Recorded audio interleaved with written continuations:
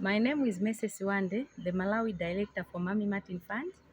Mami Martin Fund, as you all know, is an organization that helps out girls in northern region of Malawi secondary schools. These girls that will help out are those who are coming from families that cannot afford to pay fees for them.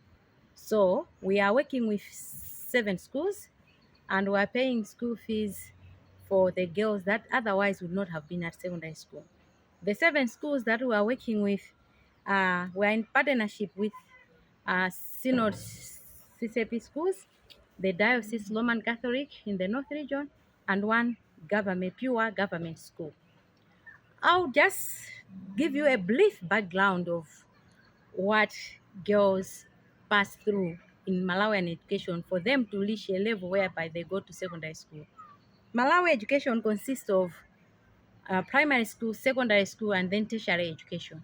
So for our girls that are on Mami Martin, because we only pay school fees at secondary level, we need a girl that has been selected through, she has passed her standard 8 exams, primary school exams, and then she has gone to secondary school. So primary school consists of 8 years. A student has to pass through 8 years of secondary school to go to secondary, to 8 years of primary school to go to secondary school. So you can imagine a girl that has passed through 8 years from primary, being selected to go to secondary school, then she's failing because she doesn't have school fees. It's a huge problem for these girls. Psychologically, they're affected. Everything about them is something that you cannot start explaining now how affected they are, but it's a huge problem to them. So Mami Martin has come in as a solution to such girls. Of course, we cannot manage to pay to give a solution to every girl out there in Malawi, but at least we're trying where we can. The little number that we now have 128 girls that are on our bursary, and that's a big change. It's giving hope to these girls. So on the part of secondary education in Malawi, I just want to give a brief background of what it consists. We have 3 categories of secondary education. When secondary schools, we have national secondary schools. When I talk of national secondary schools, I mean secondary schools that whereby they select girls from all over the nation of Malawi and send them to these national secondary schools. And among our schools, we have 2 that are national secondary schools. That is St. Mary's Girls Karonga and Kaseye Girls in Shitipa district, far north of Malawi. Those are the 2 national secondary schools that we have. And these national secondary schools accommodate even girls that come as far as 1,000 kilometers away, the distance. 700 kilometers to maybe 1,000 kilometers, because you can imagine a girl coming from Mulanje, far north, Choro, Palombe, far north of Malawi, coming to the far south of Malawi, coming to the far north of Malawi. The distance is just too much. And such a girl will need not only the fees to be fed, but also she might need other necessities to be given to her so that she can come to school. Apart from the national secondary schools, we also have district secondary schools. District secondary schools accommodate girls girls coming from that district. That means these girls search for their primary schools in the district that this secondary is. So those are the only ones that are selected to go to these schools. And then we have day secondary schools. The day secondary schools consist of 2 again. There's proper day secondary school, and then there's a community day secondary school. So the selection process happens like this. The best students go to national secondary schools, then the others go to the district secondary schools, then the ones that have done well, yes, but not that well, go to community day secondary schools and these other day secondary schools. But also what you should note is that the selected girls spaces, secondary schools, they are not that much, especially the rural areas. They don't have much community day secondary schools. So the girl can sometimes not be selected at the primary level because the spaces in secondary schools is limited. So they just have a limited space to accommodate these girls and others are left out. So the girls that come on our bursary are such ones that have already fought the battle to pass and be selected to come to the secondary schools.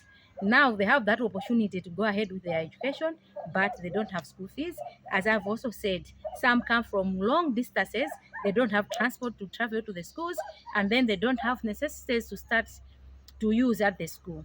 So Mommy Martin pays full school fees for these girls, but also we have come up with a little funding called Lady to Learn Fund that we provide reusable sanitary wear for the girls once a year. It's renewable. We give them back, we will replace them each and every year. And then we also provide transport to those who do not have transport to come back to school.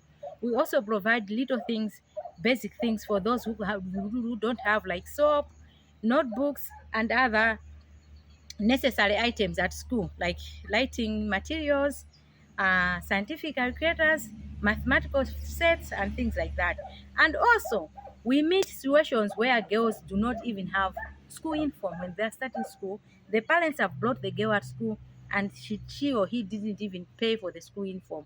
And so, for the sake of uniformity, we have to buy this girl the school uniform so that she looks like her friends at school. So those are the things that we do as Mommy Martin Fund. How are we managing this? We are managing this because of your help. So your help is very important to us. Our girls to finish for the 4 years that they stay at secondary school, we depend upon you people out there.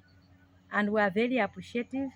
The girls are very grateful for the support that you give them each and every time. We don't take it for granted, and we really appreciate the help. And may you continue doing so. I also just want to thank the individual donors that give in the little that they can give. Those little things that you give in, when added together, they make out a huge change to this Malawian girl. It changes a lot of life, and you are bringing hope to a lot of hopeless girls. And my duty as a Malawi director for MMF is to go around these schools once a term to check on the girls if they are really there. You know, sometimes we can be given a list of the girls that are on our bursary, but maybe on the ground they are not there. So I have to go and make sure that the girls are at school and they really are there, that we are paying fees for real girls, not ghost students. The other thing is that since these girls are coming from families and backgrounds that have faced a lot of difficulties, most of the families are those that depend upon subsistence farming, which do not even provide enough for their food at home. So you can imagine, if someone is failing to provide food, can they manage to pay fees and other necessities for the girls? So these girls are, most of the times, that they are psychologically affected, and mostly they are in worries, and emotionally they are not fine. So I go there to encourage them. We talk, and my girls, trust me, they talk to me, they bring issues to me, and we sit down whereby I can help them, I can help them. We talk, we encourage each other, I give counseling and guidance. Where I see that the issue is too much, we refer these girls to the reliable resources where they can be helped. And so in the long run, we have seen that these visits are really important to our girls, and they're shaping them up. They are looking forward to each and every time that I go there to visit them, because they know that they will lay down their issues to me, and we can talk. Where the problem is very huge for me, I can also assist and find help, professional help for them, so that they can be assisted. And lastly, I just want to say that since 1993 that MMF started, it has made a lot of impact. There are many professionals that have been produced through the help of MMF. Many have passed through secondary school with our help, and then they have gone to public universities to do tertiary education. And from there, we have doctors, we have many nurses, we have teachers, we have engineers, we have a lot of girls on many, or what, they pursuing many careers. And we also have entrepreneurs. People are doing a lot of things. Our girls are doing a lot of things out there. Some have nurtured their hobbies. Some are doing great things, like maybe into tailoring. Others have gone into baking. Others have gone a lot of careers that they are doing, and a lot of things that they are doing. But the most important thing is these girls have been educated through our help, and the education have kind of opened their mind. I've given them a an open horizon whereby they see themselves not just a village girl who is there to just go out and start a family and have this huge family without anything to depend on, but their mind is waking up now and saying that, okay, even if I have not gone far as finishing tertiary education, but I can do something with my life. If it's farming, I can do a modern farming and change the community that I'm coming from, change the world for myself and the world for my family. So I just want to say, continue the support. Is giving a great change to Malawi, to our girls. Thank you for listening, and thank you for your continued support. Bye.